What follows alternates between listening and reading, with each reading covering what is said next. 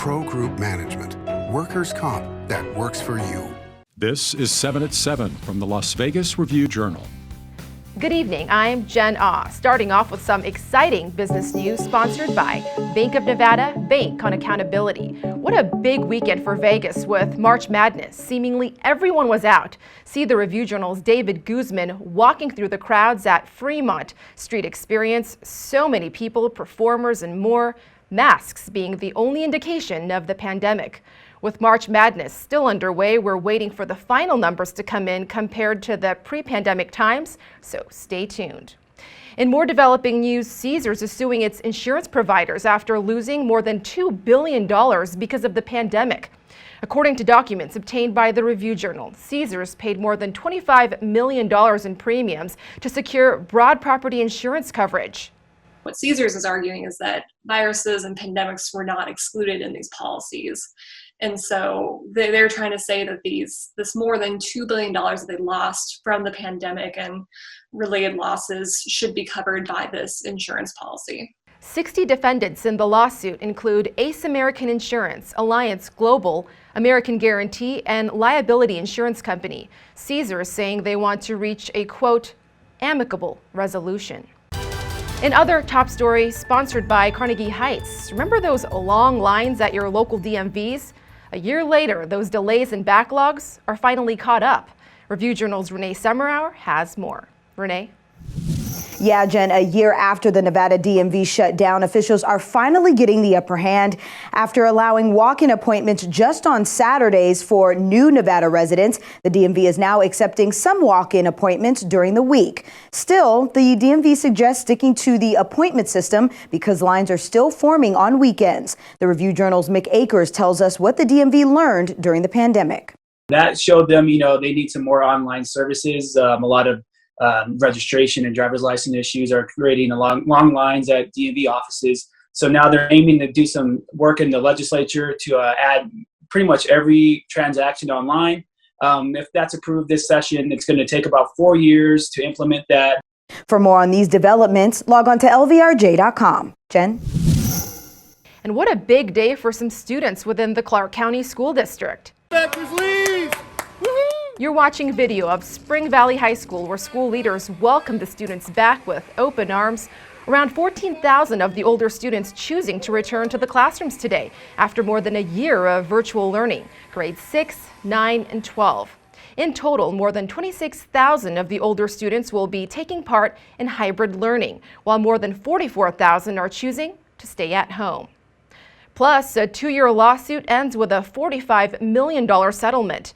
After the deadly opioid epidemic, Nevada Attorney General Aaron Ford announcing today that the state agreed to the multi-million-dollar settlement with consulting firm McKinsey & Company. The Attorney General's complaint named dozens of drug manufacturers and distributors, accusing them of false science and pushing addictive pills. For more details, go to the RJ YouTube channel. Sports, sponsored by Scenic Brewing Company. With this sports update, I'm Cassie SOTO. Kevin KRUGER made his first public appearance as UNLV's new men's basketball head coach on Monday. KRUGER signed a 5-year, $3.85 million contract and is ready to lead the Runnin' Rebels. I really haven't been this excited and to go forward professionally since probably the summer of 2006 when I came up to Vegas initially. To play as a Runnin' Rebel and for this historic and storied program. The way I look at my parents and my family growing up, I knew that by the example they had set that being a college basketball coach was something that I had always dreamed of doing. Now here's the latest in sports betting. 3 double-digit seeds will play for a spot in the Elite 8 of the upset-filled NCAA tournament on Saturday. 15-seed Oral Roberts is an 11.5-point underdog to Arkansas at Station Casino Sportsbooks. 12-seed Oregon State is a 7-point underdog to Loyola Chicago, and 11-seed Syracuse is a 6.5-point underdog to Houston. In Saturday's other matchup, number 1 seed Baylor is a 6.5-point favorite over Villanova. And your weather, sponsored by Las Vegas Paiute Tribal Smoke and Cigar Shop. We're off to a warm start with highs in the upper 60s. We'll cool down to the 50s tonight. Wind will also pick up this evening. Tomorrow will be a bit cooler with temps around the mid 60s. Much windier and just a slight chance of rain. Temps will jump up to the 70s though, starting on Wednesday. At the same time, the wind sticking around with gusts up to 40 miles per hour. By Friday, it looks like we'll finally see some clear skies for the weekend. In your health news, sponsored by 4M Dental, Love Your Smile Again. A new coalition is hoping to change the minds of more African Americans about getting COVID vaccines. I did it because I wanted to get back to life, back to work. You're watching one of 2 PSAs that will be running. Along with city, county, and health leaders, a COVID survivor sharing her personal story. It was being quarantined and the fear of passing it on to my daughter and the fear of dying and leaving her worried.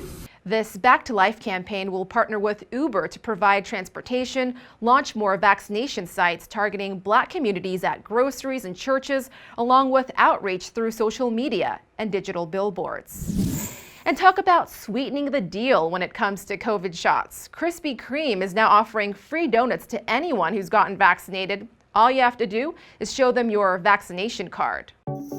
In your lifestyle news, sponsored by Get Healthy Clark County, as the weather starts to warm up, we'll all start heading outdoors, and we want to urge you to be cautious.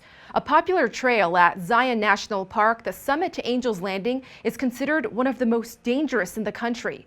13 people have died on this trail since 2000, 2 in just last month. This trail offers some stunning views, but experts are saying it also features steep drop-offs. So take precautions and hike in groups. In your entertainment news, sponsored by Las Vegas Motor Speedway, our Review Journal's John Katzlaminas tells us about 2 shows reopening.